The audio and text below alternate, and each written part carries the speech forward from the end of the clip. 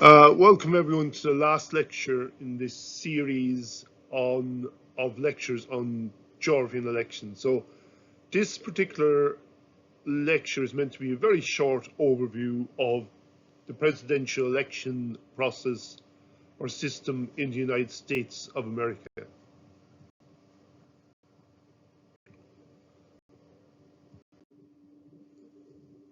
So I'm not putting a lot of readings down for this section. Here's some readings that you might find useful just to get a brief handle of some of the topics or issues I'll mention in the next few slides. Right, a few points to say about the general process of the US presidential elections. The first thing to note, there are a lot of other types of elections in America. At the national level, there's elections to the Senate.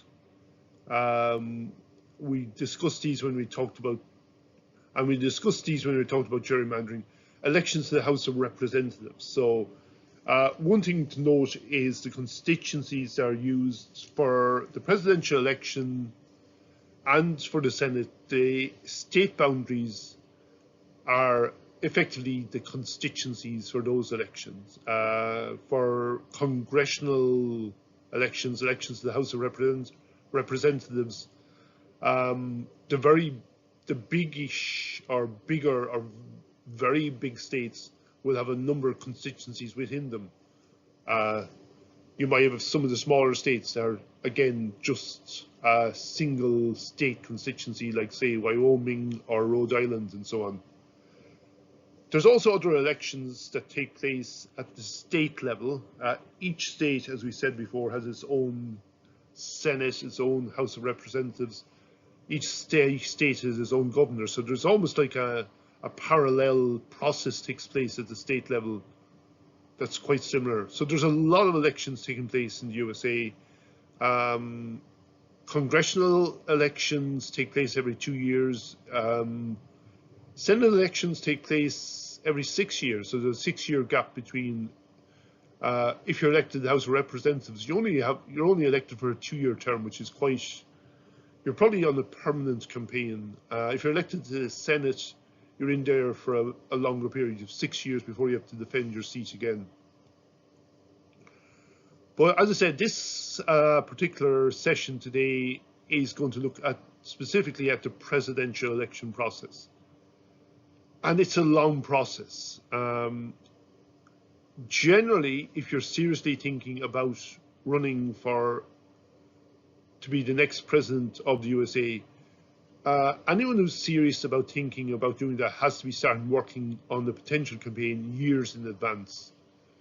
You probably have to make up your mind that you're going to run almost as soon as the previous election is over.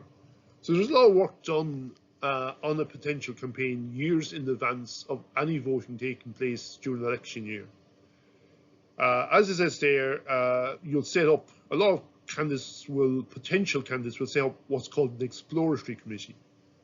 An exploratory committee, the job of an exploratory committee is to tease out the viability of a potential presidential election campaign. So there are people, it's where you work with other people and you decide, have I a chance if I decide to run in the election? Now, usually ego overtakes everything anyway, and even if the exploratory committee tells you you haven't a rat's chance of winning the presidency, a lot of times you might just ignore that and decide to run anyway.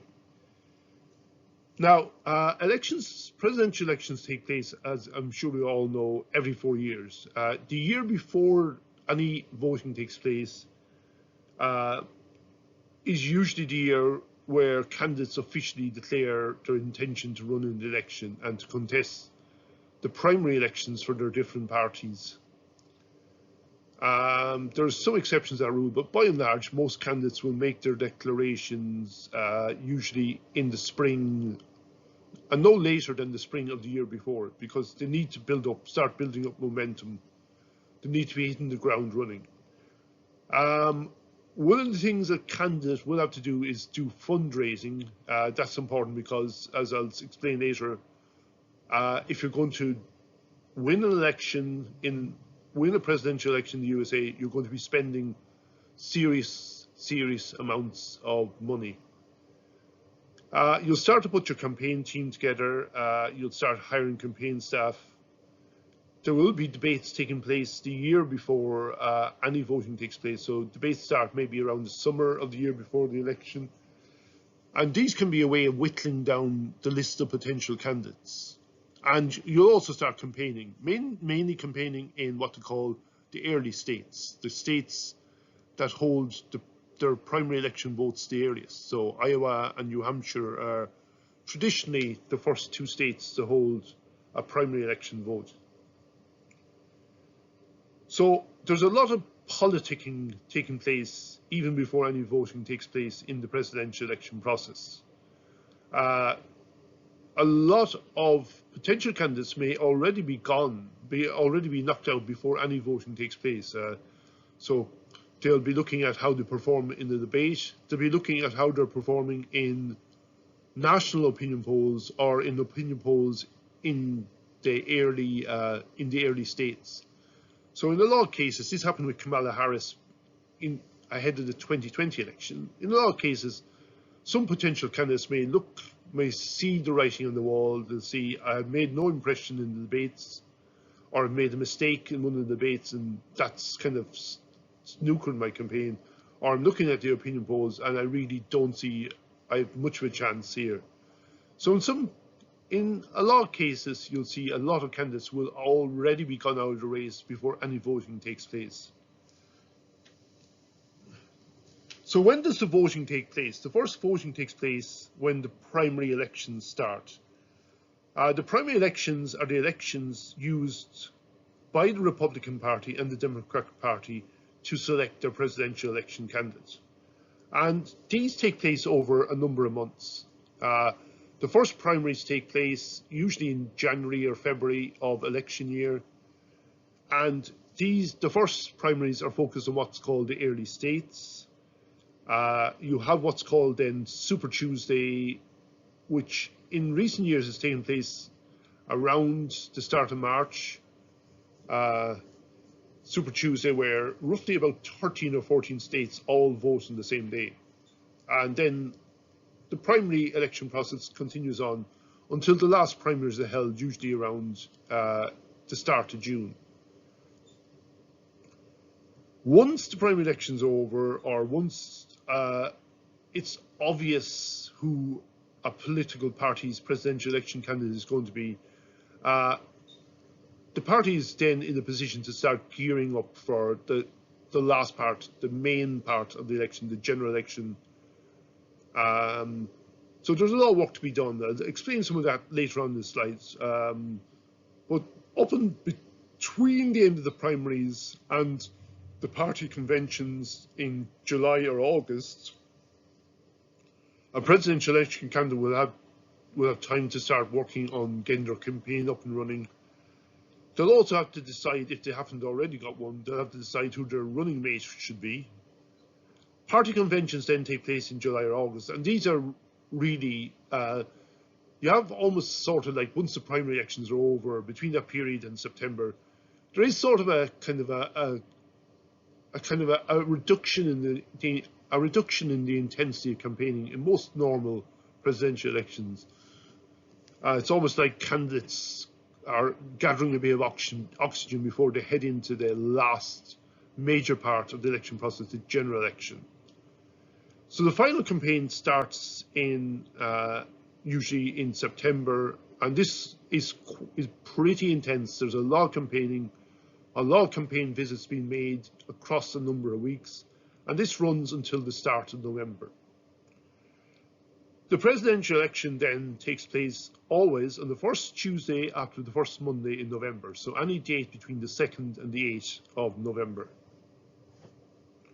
And there will be a lot of other elections taking place on that day as well, usually congressional elections, and probably about, here's mental arithmetic time, probably about between 30 and 40 Senate seats as well, being elections for those as well.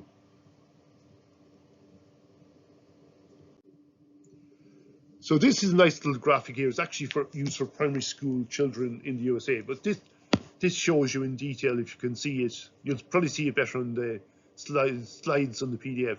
This shows you the different process, the different hurdles a potential candidate has to pass through before they win the presidential election. The main thing, hopefully you've picked up by now, is that it's a very long process. The elections themselves, as I said, the very first elections are starting in January or February of election year, and they run up until the start of November. But even before that, there's a lot of campaigning, a lot of fundraising, a lot of debating taking place the year before the presidential election. So if you take account of the fact that it's a long process, and if you take account of the fact that the USA is such a large country, the main thing to note is from this is you're going to need a lot of money to succeed in a presidential election bid. So usually you're talking about millions and millions and millions and millions of dollars, even for unsuccessful candidates, even for candidates who may only last a few weeks in the primary elections for the Republicans or the Democrats. So money is important, but just as important as money is momentum. You need to show the voters that you're a viable candidate. You might be able to attract campaign donations because you're a high-profile Republican or Democrat. But if there's a sense that there's no momentum behind your campaign, then those donations will very quickly dry up. So momentum has an impact on money. Money, at the start at least, can probably help you build up momentum because you have a better chance of building up a strong local campaign office in Iowa and New Hampshire. You have a better chance of grabbing people's attention with good advertising. But if you're a bad candidate, all that money will effectively go down the drain, and you'll fail to build up momentum, and eventually you'll run out of money and you'll have to do what I'll refer to later. You'll have to suspend your campaign. So money and momentum are the key factors here. How do you build up momentum? Before election year, you build up momentum by doing well in the debates. You also build up momentum by starting to do well in opinion polls. So momentum ahead of the election is often built based around the performance in the debates, but also performance in opinion polls, whether they're national opinion polls or opinion polls in the early states such as Iowa and New Hampshire. Once the voting begins, then momentum is based around success in elections. The first 4 states to vote to hold primaries are usually Iowa, New Hampshire, South Carolina, and Nevada. And you really have to do well in these states to maintain any momentum you have coming into the election. You can easily lose momentum if you do badly in an election in these early states. And I'd say the rule of thumb is to survive in the presidential election bid, to survive in the primary elections, you really need to win one of these states, because otherwise you'll fail to build up momentum. So momentum, once the election process begins, election is based around election results. In the primary elections, it's about winning states, starting to win states, and then building on that momentum to win more states and getting to a point where you're proving yourself to be, first of all, a really serious contender for your party's, for the party's presidential nomination, to be your party's presidential election candidate, and later on to try and establish yourself as the main person, the person who can't be beaten, the person who has staked a claim to be the candidate, and at that stage you're hoping that all the other candidates will just give up the ghost and withdraw. So as you'll see from the slides there, there's a lot of money spent. I haven't the 2024 figures there, but the 2024 figures for campaign spend are also pretty eye-watering as well. So you see, say 2020, between them, all the Democrat candidates spent over $3 billion on the elections. Biden's campaign spent over $1 billion. The Bloomberg campaign, and Bloomberg really only campaigned for a few days in the Democrat primary. The Bloomberg campaign spent over $1 billion. So a lot of serious money being spent there by candidates. But some of the candidates, if you look at some of the names there, Steyer, Bloomberg, some of the candidates really didn't make any impact at all. So sometimes you can spend money and nothing really comes from it.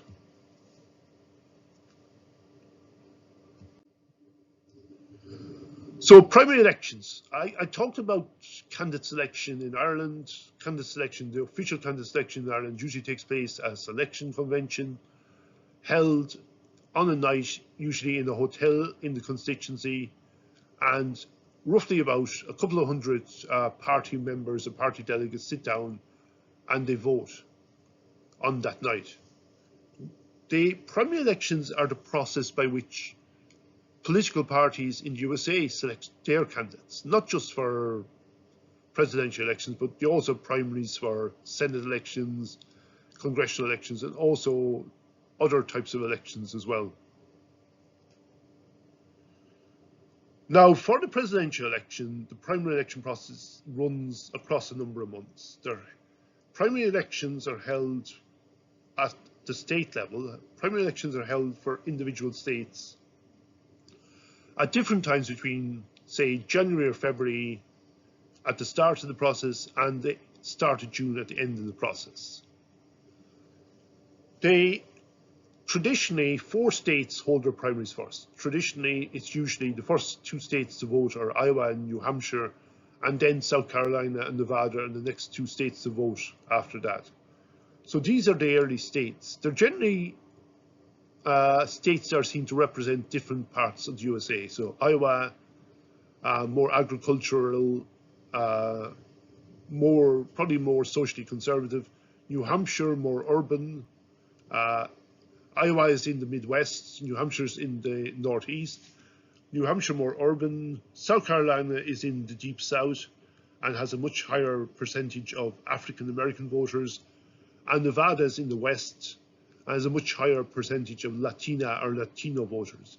So these states are seen, these early states are seen to reflect different parts of America. So a potential candidate really needs to be able to show they can do well in some of these states.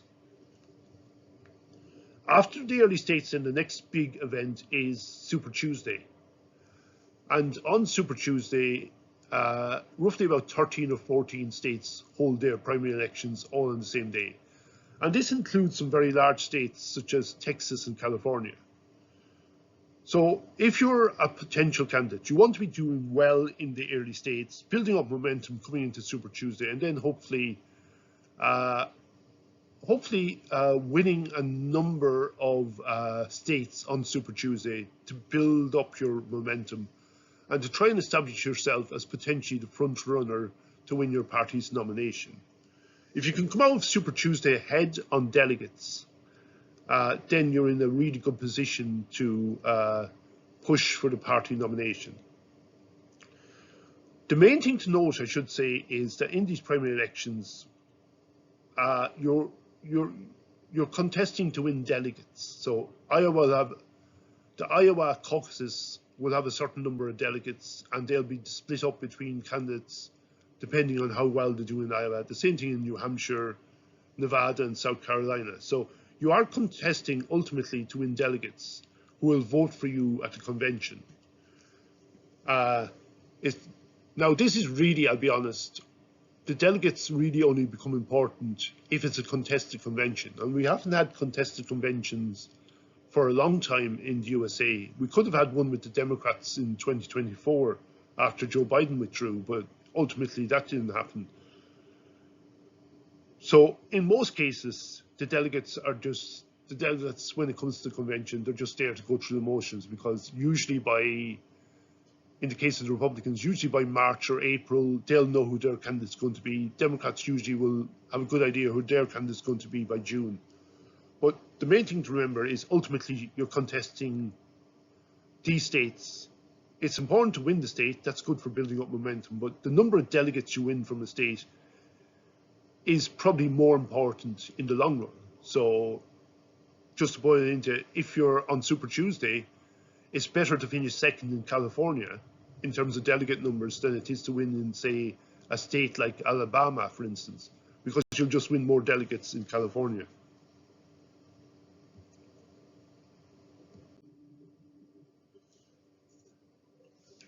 So after the primary elections are over, after parties have decided who their candidate is going to be, as I said, a lot of times this takes place a few months before the party convention. Once that's over, a presidential election candidate will have to start thinking about certain things. One of the things they'll have to think about is who their running mate's going to be. Now, they'll give this a lot of thought, because if you pick the right running mate, it can help your campaign. Sometimes they're not that important, but if you pick the wrong running mate as well, they can snooker your campaign. Who do they usually look at?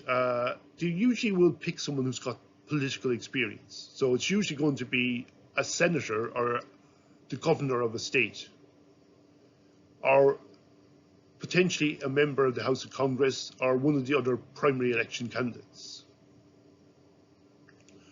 In most cases, it's going to be a senator or the governor of the state.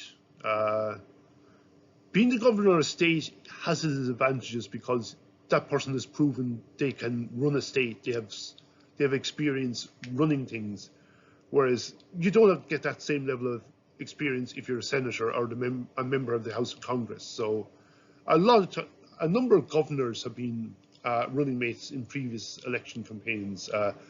Governor Walz from Minnesota, for instance, in 2024. You want your running mate ideally to help you to win in one of the battleground states or one of the swing states. So I've listed some of the ones there. Vance and Walz in 2024 were chosen because there was a sense that they might help their candidates do well in the three swing states in the Midwest region, namely Wisconsin, Michigan, and Pennsylvania. You might want a running mate to be someone who can appeal to a key voting bloc within your party that you yourself might have problems with. So examples of this, in the case of Trump in 2016 and John McCain in 2008, they picked candidates who would appeal to the more conservative, religious, right-wing members of their parties. Mike Pence, 2016, Sarah Palin, 2008. When Barack Obama was the president, he felt that he was struggling to win support from traditional white working-class Democrats, so he decided that he'd pick Joe Biden as his running mate as a result, as Biden was better placed to appeal to those voters. Kamala Harris was chosen in 2020 as the running mate for Joe Biden to appeal to African American voters and also female voters. Interestingly enough, Kamala Harris was from California, so really not going to help with swing states based on her location. A running mate may enhance a nominee's platform, or they might be the person who's going to do the dirty work for you. They can be a attack dog for your team, and in doing so, they might then allow you to appear more presidential, more conciliatory, more of a unifier. Okay, the last part of the elections, the main general election, the main presidential election, is based around what's called the electoral college voting system. So the winner of the presidential election isn't the person who wins the most votes, it's the person who wins the most electoral college votes. Each state has a certain number of electoral college votes attached to it. A number of electoral college votes depends on the size of the state, but even the smallest states will have at least 3 electoral college votes. How to calculate the electoral college votes? Well, it's based on the number of Senate seats a state has, and each state has 2 Senate seats, and the number of members of the House of Representatives that each state has. Each state will have at least one member of the House of Representatives, but the largest states will have a lot more. So California, I think, is around, 51 or 52 members of the House of Representatives. Texas is about 38. Florida about 30, and so on. So when people are voting, technically they're voting for these presidential electors who will ultimately, a few weeks later, go on to officially vote on who's going to be the president.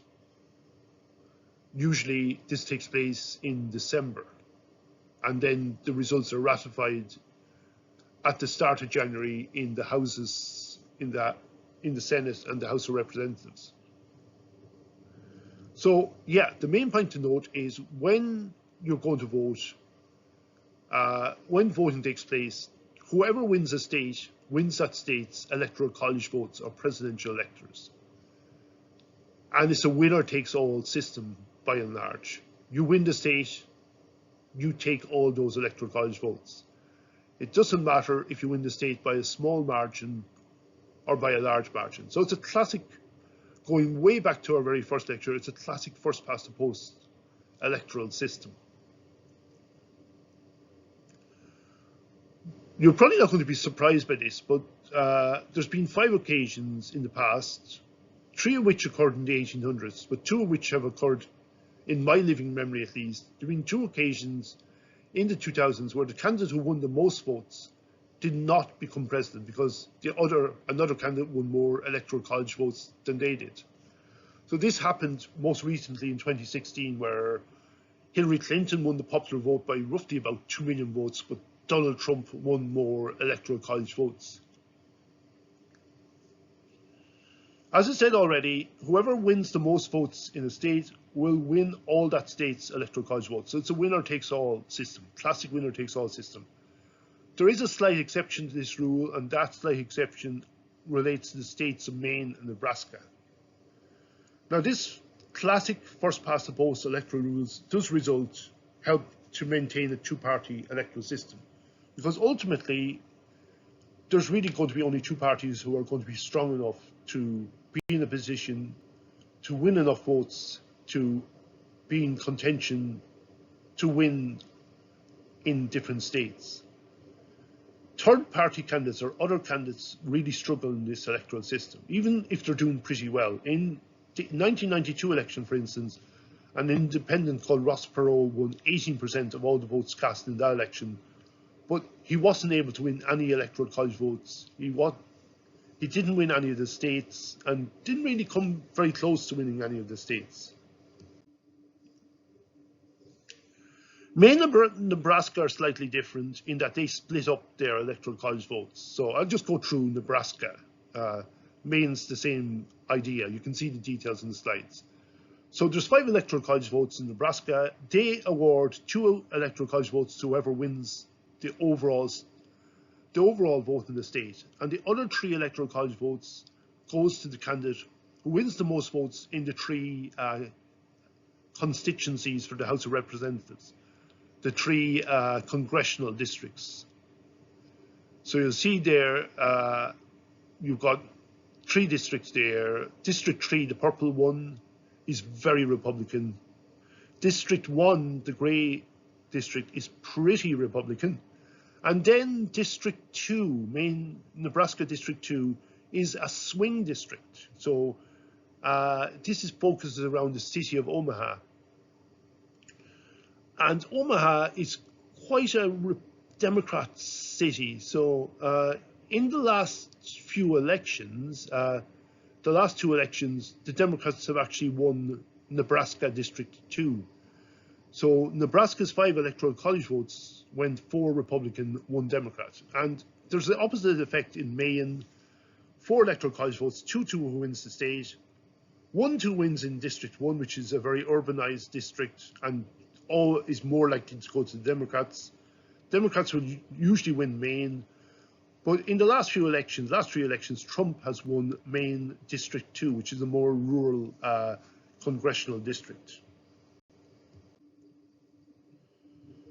Now, where does campaigning take place? To explain where campaigning takes place in the presidential election, uh, it's a good point here to note that there is a split between the different states in terms of the likelihood of who they're going to vote for. So, first of all, we have red states. Red states are states that are almost certainly going to vote for the Republicans in the presidential election campaign. You tend to find a lot of these in the Deep South and in that part of America between the Midwest and the Rocky Mountains, the Great Plains region. So you're looking at states like, say, Louisiana, Alabama, Tennessee, in the Deep South. You're looking at the Dakotas, Wyoming, Utah, Nebraska. Although Nebraska is slightly more interesting, as I said in the previous slide. You're looking at these types of states in the West or the Plains region. So in the presidential election campaign, these states are probably going to be ignored because the Republicans know they're going to win these states. They're not going to waste time or money campaigning in these states. Democrats know they don't have a chance there, so they're not going to waste time or money there. Blue states are states that will usually are almost maybe not 100%, but close to 100% likely to vote for the Republicans in the presidential election contest. And these are located mainly on the west coast of America and in the northeast of America, so generally along the coast. Examples of this, on the west coast you've got California, Washington State, and Oregon. On the East Coast, you have places like Connecticut, Rhode Island, New York, as it says there, Massachusetts, Vermont, and a few other states like Illinois as well, which is a big state in the Midwest based around the city of Chicago. Again, Republicans know they're not going to win there. Democrats are pretty certain they're going to win there. So no one is going to waste time or money campaigning in these states in the presidential election campaign. The last group of states are the competitive states, the swing states or the purple states, where the states that no one is certain who's going to win there. The states where the Republicans or the Democrats could win. The states where the Republican and Democrat candidates are seen to be very close together based on opinion polls. And these are usually the states where all the heavy campaigning takes place in the weeks leading up to the general election. In a normal election, you'll start off with maybe 13 or 14 swing states. And by the time it comes to the last few weeks of the election, you might be just down to 8 or 9 swing states in the last few weeks of the campaign. In the 2024 campaign, there was effectively just 7 swing states that got all the attention from the get-go. So examples of swing states there, in most recent elections, the ones I've highlighted there were the key swing states or swing districts in the 2024 election. And they were, the most important of all was Pennsylvania, then Michigan, Wisconsin, Arizona, Nevada, Georgia, North Carolina, and Nebraska Congressional District 2. So they were the states that got practically all the campaigning efforts and campaign spend in the last presidential election in 2024. In previous elections, there's been Florida has been an important swing state. It's become a bit more Republican recently. Texas was shaping up to be a swing state. I got a bit of attention in 2020, but Texas have been a traditional red state. It became a bit more Democrat in the 2010s because of the increased Latino population. But because Trump did better with the Latina and Latino voters in 2024, Texas wasn't really competitive. Minnesota, New Hampshire, Maine, and increasingly New Jersey are states that could be competitive if the Republicans continued their process of doing better with white working class voters. So the Electoral College is a winner-takes-all system. And ultimately, when you have a very close American presidential election contest, the final result might actually be decided by a small number of states. In the year 2000, the result all depended on who won Florida, and Florida was won by George W. Bush by just 537 votes, not by 0.09% of the total votes, a minuscule number of votes. Bush could have lost the election also if he'd lost New Hampshire, and he won that by just 7,211 votes. So just two states more or less decided who won that election, and that election did have a big impact on American and global politics over the next 10 years. In 2004, Bush had lost the popular vote in 2000, but he won the popular vote in 2004. But he could have actually lost that election if he had lost in the state of Ohio. He did win it by a fairly big enough number of votes, in fairness, but it was still just over 2.1%, over 2% of the vote. 2016 election, Hillary Clinton won the popular vote, Donald Trump won the Electoral College vote, and he won the Electoral College vote mainly because he won in the blue wall Midwest states of Michigan, Wisconsin, and Pennsylvania. As you can see, he won in all of those states by a margin of less than 1%, winning Michigan by just over 10,000 votes, Wisconsin by just over 20,000, Pennsylvania by just over 40,000. So if you're doing your mental arithmetic, you'll see that if roughly 35 or 36,000 Trump voters had decided to vote for Hillary Clinton in those states in that 2016 election, Hillary Clinton would have won the Electoral College vote also. In 2020, Joe Biden won the election by popular vote by a fairly significant margin, but Joe Biden could have lost the Electoral College if he had lost in Georgia, Arizona, and Wisconsin. And the margins he won those states were pretty narrow. So again, look at the numbers there. Georgia just won by just over 10,000, won Arizona by just over 10,000 votes, and he won Wisconsin by just over 20,000 votes. So if roughly 21,000 voters in those states had voted for Trump instead of Biden in 2020, Trump would have won the Electoral College. Well, the Electoral College vote would have ended in a tie. It would have been Biden 269, Trump 269. It would have then gone to a vote in the House of Congress and the Senate. The House of Representatives would have voted on President. Trump would have won that vote. The Senate would have voted on the Vice President. Kamala Harris would have won that vote. And you would have had a Trump-Harris President, Vice President team.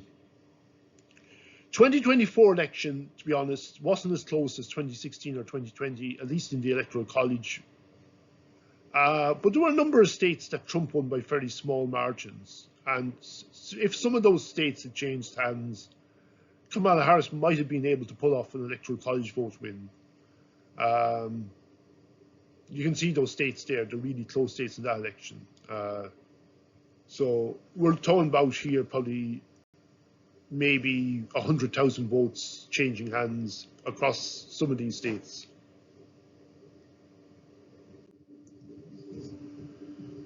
Now, the Electoral College is a first past the post electoral system, so there's always going to be a degree of disproportionality.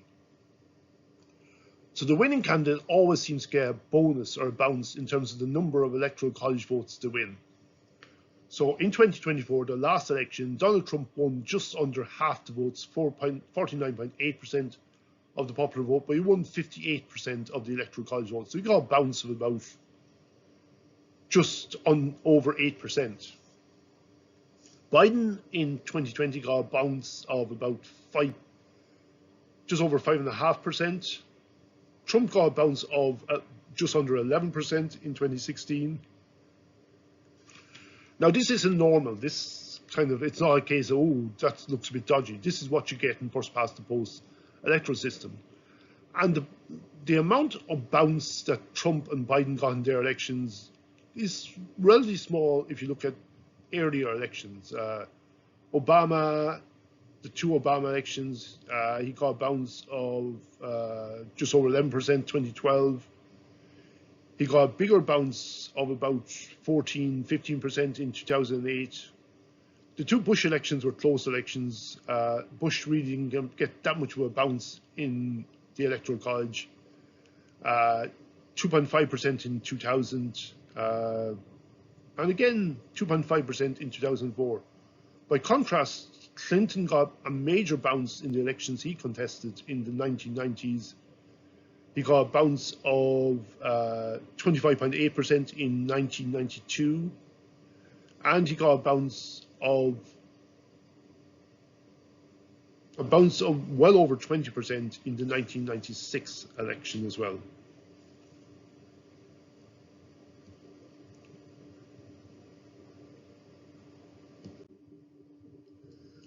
Last point to note here is a point I made already.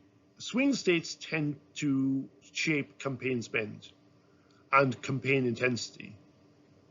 Swing states will always be the focus of heavy campaigning during the election, and they will be the places where the most money is spent during an election campaign. And it makes sense, because if you know you're going to win a state, why waste time visiting that state? Why waste time spending money in that state?